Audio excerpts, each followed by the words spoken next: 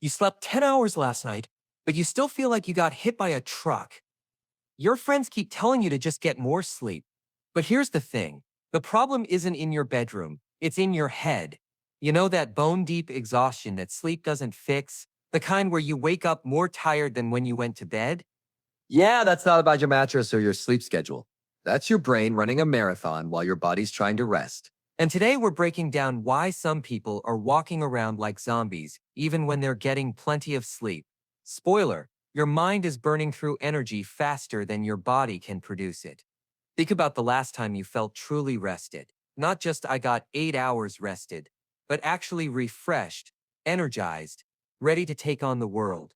If you can't remember, that's your first clue that something deeper is going on. Here's what's happening to chronically tired people. They're not just living their life, they're managing it. Every interaction requires emotional labor. Every decision needs careful consideration. Every social situation demands performance. And all of that invisible work is absolutely exhausting. Psychology calls this decision fatigue, and it's real. Your brain has a limited amount of mental energy each day, and if you're spending it all on micro decisions, overthinking, and emotional regulation, there's nothing left for actually enjoying life. You're literally thinking yourself into exhaustion. But here's what's really wild about mental fatigue. It doesn't feel mental. It feels physical. Your body aches. Your movements feel heavy. You can barely keep your eyes open. But no amount of rest fixes it. Because your body isn't the problem. Your mind is stuck in overdrive. And it's dragging your body down with it. And let's be honest about what modern life does to our brains. We're constantly switching between tasks, checking notifications, managing multiple identities across different platforms. Our ancestors worried about finding food. We worry about whether our text message sounded too eager. Which one do you think is more exhausting? Here's something nobody talks about. People who are always tired are often people who care too much. They're the ones reading between the lines in every conversation, checking in on everyone else's emotions, trying to be helpful, trying to be perfect.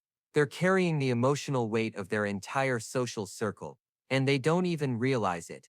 Think about your most exhausted friend. Are they selfish, lazy people who don't care about anything? Or are they the ones who remember everyone's birthdays, check in when you're having a rough week, and somehow always know exactly what to say? Yeah, caring is exhausting. Empathy burns calories. There's this psychological concept called emotional labor, and some people do way more of it than others. They're the ones who notice when someone's feeling left out at a party. They're the ones who smooth over awkward moments in group conversation. They're the ones who remember what everyone's going through and adjust their behavior accordingly. And all of that invisible work is draining them. They're not the ones complaining constantly or falling apart dramatically. They're quietly managing everything, keeping all their plates spinning, and wondering why they feel like they're dying inside. I didn't even do anything today, they tell themselves. But they did do something. They spent 6 hours overthinking a work email. They had an internal debate about whether to text someone back. They managed their anxiety, their expectations, their disappointment. That's not nothing, that's everything. Here's what people don't understand about mental exhaustion. It's not just feeling tired. It's feeling tired of caring so much about everything. Tired of your brain's constant commentary on every situation. Tired of being responsible for everyone else's comfort. It's exhaustion of the soul, not just the body. Psychology shows that people with high emotional intelligence often struggle with chronic fatigue. They're so attuned to everyone else's energy that they absorb it all. They walk into a room and immediately sense the tension, the awkwardness, the unspoken conflicts. And let's talk about what happens when these tired people try to rest. They lie in bed, planning tomorrow's tasks, worrying about things that might never happen. Their body is horizontal, but their mind is doing jumping jacks. Some people can hang out with friends all day and feel energized. Others need 3 days to recover from a 2-hour dinner party. It's not that they're antisocial, it's that they're processing every interaction at a deeper level. The people who are always tired often sleep more than everyone, but they're getting worse quality sleep. Why? Because their stress hormones are still elevated. Their nervous system never gets the memo that it's safe to actually rest. They're sleeping with one eye open, metaphorically speaking. And there's this vicious cycle that tired people get stuck in. They're too tired to exercise, so their physical energy gets worse. They're too tired to socialize, so they feel isolated. They're too tired to pursue hobbies, so they lose their sense of joy. The tiredness creates more reasons to be tired. The proof is, some people's brains are just more active.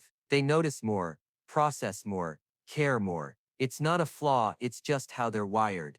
But it comes with a cost. Mental athletes get tired just like physical athletes do, except nobody gives them credit for the workout their brain is doing.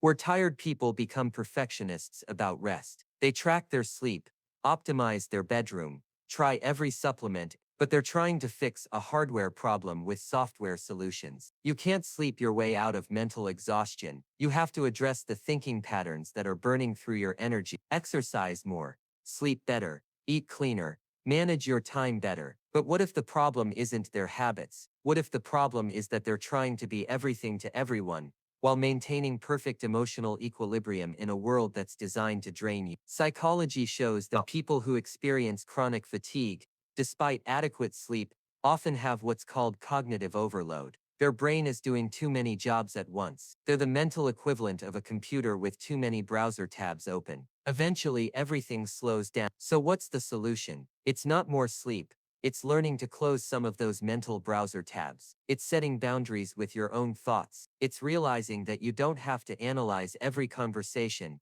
manage every emotion, or solve every problem. Sometimes the most restful thing you can do is care a little less. And maybe, just maybe, the world needs people who get tired from caring too much. Maybe your exhaustion is proof that you're paying attention to things that others miss. Maybe being tired means you're awake to things that others sleep through. Are you one of those people who's always tired despite getting enough sleep?